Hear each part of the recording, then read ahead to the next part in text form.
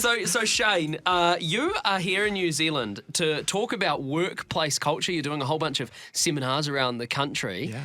I've got a question for you to begin. Workplace culture is something that obviously everyone knows about. Well, most people that have a workplace will have an idea of whether they have a good or a bad culture in their workplace. I guess my question for you is, if you feel that your workplace has a bad culture or not a good culture, what can you do as just an employee to help change that?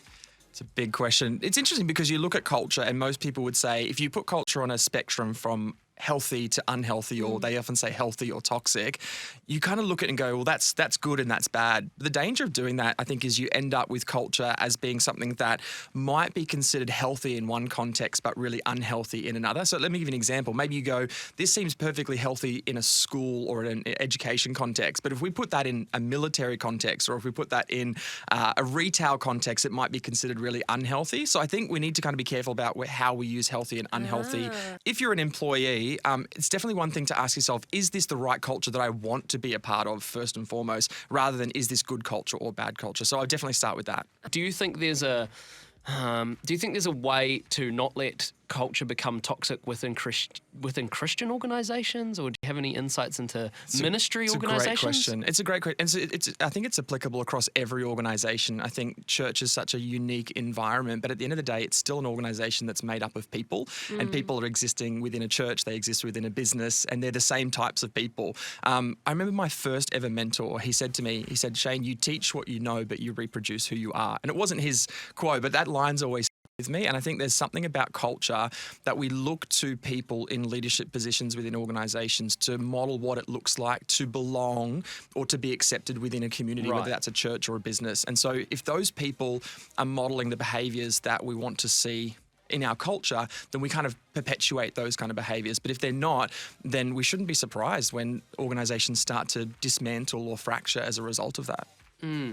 Yeah, look. Great thoughts. Yeah, I heard an interesting thing from someone. I'd be interested to hear if you agree. They were talking specifically about ministry, and they were talking about the idea that when smaller teams start to say like, "Hey, we're family," that's actually kind of a bad thing. What do you reckon about that? Yeah, there's a lot going around about should our workplaces be family?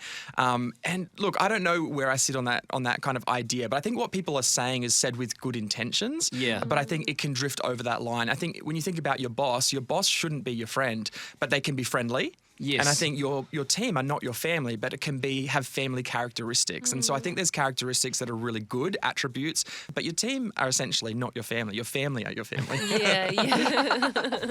Yeah, That's a good call. That's so true. So you're going around you've brought these in and you're giving these to me and Liana, which is nice. And I'm going to lend mine to producer Eloise. I know, I felt awful. I couldn't carry 3 because I've realised everywhere in Auckland, wherever I walk, is up a hill. Oh, yes, and it so is. I wasn't aware of that. And so I am taking as much as I can with me, knowing that I'm walking uphill wherever I go. If you could leave one thing with every single person who is in the workforce, so, like over 90% of the working population, what would you say to them?